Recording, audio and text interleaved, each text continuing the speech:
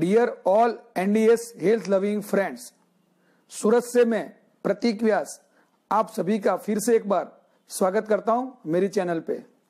दोस्तों, एनडीएस में हम सभी पूरा दिन 5 तत्व आकाश, वायु, अग्नि, जल और पृथ्वी को अपने शरीर में बैलेंस बना के स्वस्थ रहते हैं। क्या खाना है ये तो अब तक हमने वीडियो में जान लिया है, लेकिन क्या नहीं खाना वो भी जानना इतना ही जरूरी है।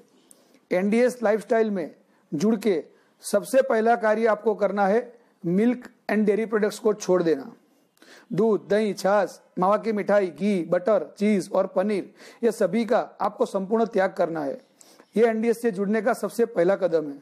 अगर दूध छोड़ना है तो जाहिर है एसिडिक चाय और कॉफी भी 100% छोड़ देनी है। दोस्तों, ये समझने के लिए हम थोड़ी बात करते हैं। इस धरती पर मनुष्य को छोड़ के कोई भी प्राणी अपनी माँ को छोड़कर अन्य किसी की भी माँ का दूध नहीं पीता है, और अपनी माँ का दूध भी तब तक ही पीता है जब तक उसके दांत नहीं आते। एक बार दांत आ गए, उसके बाद अपने हिसाब से शाकाहारी प्राणी हो या मांसाहारी प्राणी हो, जो कुदरत से मिलता है उसी अवस्था में खाकर स्वस्थता से अपनी जिंदगी पूरी करता है। और एक हम मनुष्य है जो किसी की भी माँ का दूध नहीं छोड़ते, उसके बच्चे का हिस्से का भी दूध छीन के पी जाते हैं, और ना सिर्फ बड़ा होने तक बल्कि मरते दम तक हर रोज पीते जाते हैं और बीमारी के घेरे में आते जाते हैं। क्योंकि हम ऐसा मानते हैं कि हम मनुष्य बहुत होशियार है और प्राणी को बुद्धि नहीं है। ऐसा नहीं है दोस्तों, हमारी बुद्धि किसी काम की नहीं है और प्राणी हमसे ज्यादा होशियार है, क्योंकि वो कुदरत का विज्ञान समझता है और कुदरत से जुड़ा रहता है। वो कुदरत के जो आदेश है उसका पालन करता है। क्योंकि एक बात समझिए, हर प्राणी का दूध उसके अपने बच्चे के लिए उसके हिसाब से माँ प्रकृति ने उसके शरीर में जब वो बच्चा होता है तभी उत्पन्न करती है, और जब तक वो बच्चा दूध पीता है तभी तक देती है। जैसे बच्चे ने दूध पीना बंद किया, कुदरत ने माँ को दूध देना भी बंद कर दिया। क्या इतनी सी सीधी सी बात समझने के लिए कुछ बड़ा लॉजिक चाहिए? क्या इतनी बात समझने के लिए काफी नहीं है कि किसी बच्चे का हिस्से का दूध उससे छीनकर हम कैसे पी सकते हैं? बच्चे के पास तो माँ के दूध के अलावा अन्य कोई खुराक ही नहीं है, जबकि हम इंसान के मेनू कार्ड में तो सुबह से लेकर शाम तक ढेरों सारों खाने के ऑप्शन है।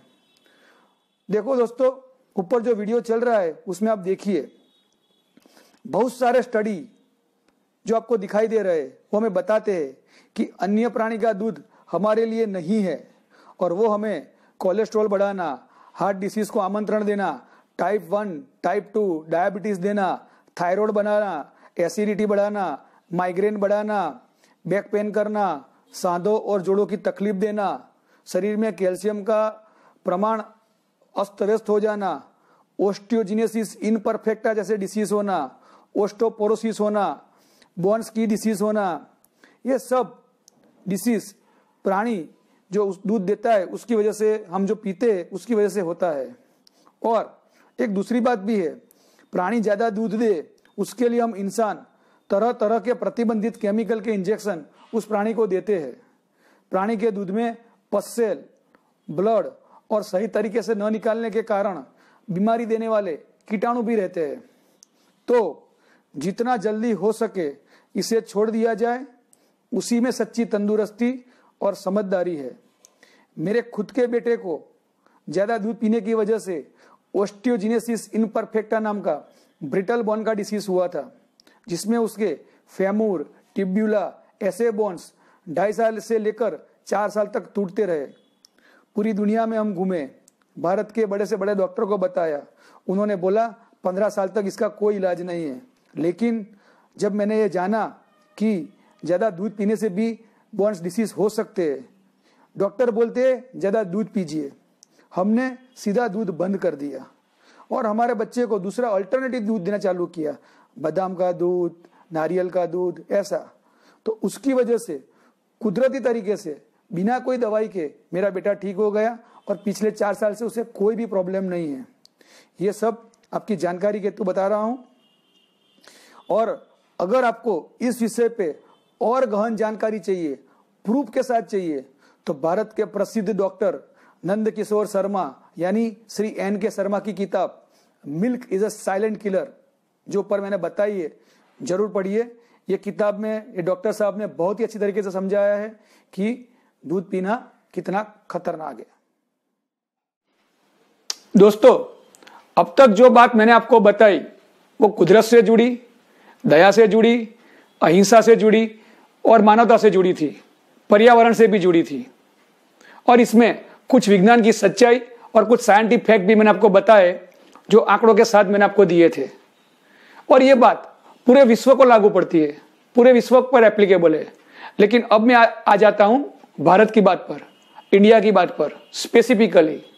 दोस्तों, यहां पर जो आंकड़ा मैं आपको देने वाला हूं, वीडियो देने वाला हूं, वो आप गूगल पर भी चेक कर सकते हो। चौंकाने वाले आंकड़े, सही में चौंकाने वाले आंकड़े हैं। आप ये वीडियो पूरा देखना, आप सही में अचंभित होने वाले हैं। दोस्तों, इंडिया में दूध को जहर भी कह सकते हैं। उसके कुछ ठोस कारण है, कुछ ठोस आंकड़े हैं। देखिए, इंडिया में रोजाना 14.68 करोड़ लीटर डेली मिल्क उत्पादित होता है, जबकि पूरे इंडिया का रोजाना कंजम्पशन ऑफ मिल्क यानी रिक्वायरमेंट ऑफ मिल्क है 64 करोड़ लीटर्स। अब लाख रुपए का सवाल यह है कि ये बाकी बचे 50 करोड़ लीटर दूध कहां से आ गए? ऐसी कौन सी जादू की छड़ी है जो ये जरूरत पे 3.5 टाइम्स ज्यादा दूध इंडिया को दे रही है? जरूरत है 14 करोड़ की, आ रहे 65 करोड़। ये कैसे पॉसिबल है? जवाब चौंकाने वाला है, प्रूफ के साथ है और पूरी सच्चाई के साथ है। और वो है मिल्क एडल्ट्रेशन, यानी नकली दूध बनाना, केमिकल वाला दूध बनाना, सिंथेटिक दूध उत्पादित करना। और उसके लिए ये मौत के सौदागर, पैसों के लालची इस्तेमाल करते हैं shampoo, caustic soda, detergent, white paint, refined oil, glucose इत्यादि। हमारे बीमार होने की पूरी तैयारी ये लोग कर रहे हैं, हमारे लिए खतरों से भरा जहरीला दूध बना के।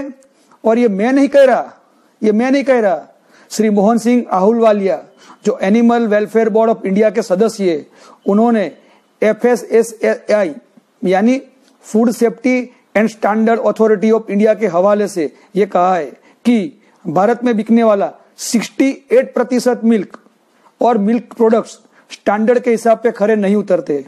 यही चीज वर्ल्ड हेल्थ ऑर्गेनाइजेशन यानी WHO ने भी कही है कि भारत में 89% मिल्क प्रोडक्ट में मिलावट आ जाती है, जिससे 2025 तक भारत में कैंसर के केस में जबरदस्त बढ़ोतरी होने वाली है। WHO ने यह भी कहा है कि 87% भारतीय नागरिक अपने घर पे आने वाले दूध को चेक भी नहीं करते, सीधा इस्तेमाल करना शुरू कर लेते हैं। अरे दोस्तों, जो चीज शरीर में डालनी है उसको थोड़ा सा चेक करने लेने में क्या हर्ज है? इतना समय नहीं देते हम अपने आप के लिए। और आने वाले दिनों में इस नकली दूध से इरिवर्सिबल डैमेज होने वाला है मानवीय अवयवों का। बहुत ही खतरनाक बीमारी आने वाली है। थोड़े और विस्तार से इसे समझते हैं। आइए सुनते हैं श्रीमती मेनका गांधी, जो एक रिस्पॉन्सिबल और केयर टेकिंग महिला है, हमारी पर्यावरण मंत्री भी रह चुकी है और मौजूदा मेंबर ऑफ पार्लियामेंट भी है। आइए ये वीडियो में उनकी जुबानी सुनते हैं। भारत में दूध की क्या हालत है, भारत में मिल्क कितना खराब हालत में, सुनिए ये वीडियो में।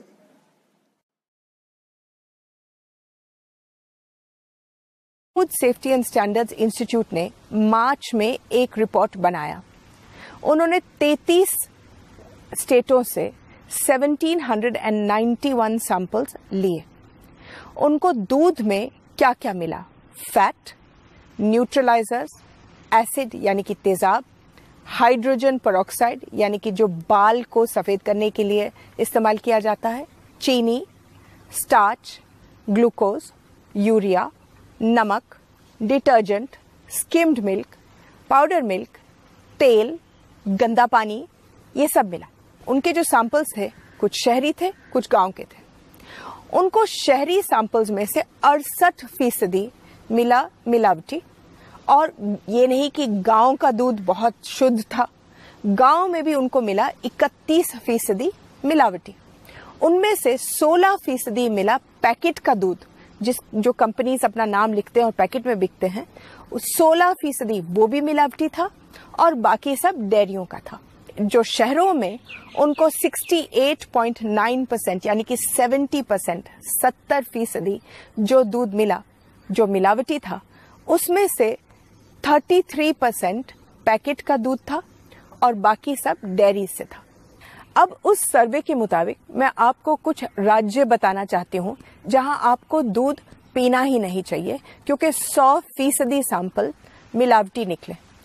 बिहार, छत्तीसगढ़, दमन और दीव, झारखंड, ओडिशा, बंगाल, मिजोरम, यहां आप जूस पी लें। बाकी सब में भी मिलावट थी, बस 2 ही राज्यों में कोई मिलावट नहीं थी, गोवा और पांडिचेरी। मैं आपको बताती हूँ, गुजरात जो दूध की माँ कहलाई जाती है, उसमें 89% मिलावट के सैंपल निकले। मणिपुर, मेघालय, त्रिपुरा में 90% से ज्यादा। पंजाब, उत्तर प्रदेश, सिक्किम, उत्तराखंड, नागालैंड, जम्मू और कश्मीर में 80% से ज्यादा। राजस्थान, दिल्ली, हरियाणा में 70% से अधिक। महाराष्ट्र और अरुणाचल में 60% से अधिक। हिमाचल, आसाम और दादरा में 50% से अधिक। मध्य प्रदेश और चंडीगढ़ में 40%, केरला और कर्नाटक में 20% और आंध्र प्रदेश में जाइए दूध पीजिए क्योंकि वहां केवल 6% मिलावट निकली है।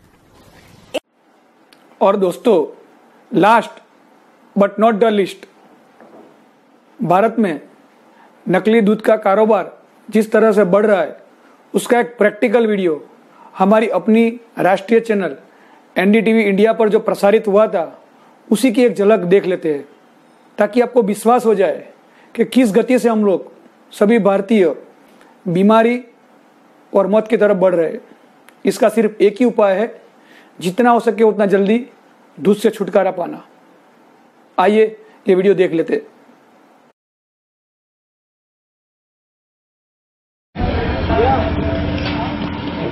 त्योहारों का मौसम और मिठाइयों की मांग अपने लिए और अपनों के लिए, लेकिन सावधान, मुंह मीठा करने के चक्कर में कहीं लेने के देने न पड़ जाएं। त्योहारों के मौसम में मिठाइयों के लिए दूध की मांग बढ़ जाती है, जिसका फायदा उठाते हैं ये मिलावटखोर। दूध का दूध और पैसे का पैसा के चक्कर में ये लोग जनता की सेहत से खिलवाड़ करने से भी नहीं चूकते। आपको बताते हैं ये मिलावटखोर कैसे बनाते हैं दूध।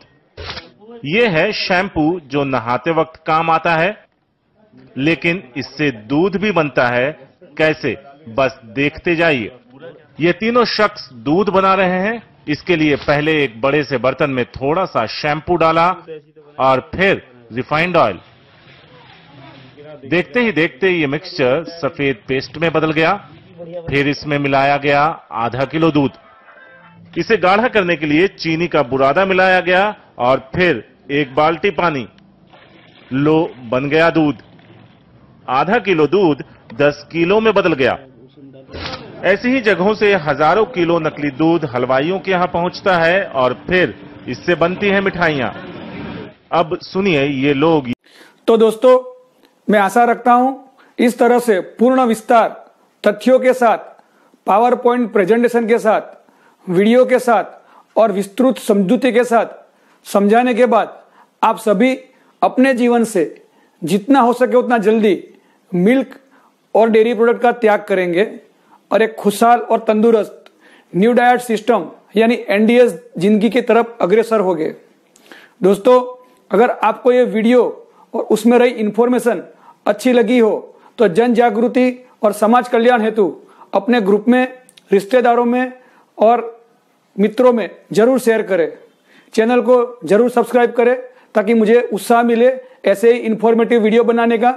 मिलते हैं अगले वीडियो में, जिसमें मैं आपको प्रैक्टिकली कोकोनट मिल्क और आलमंड मिल्क कैसे बनाना है सिखाऊंगा।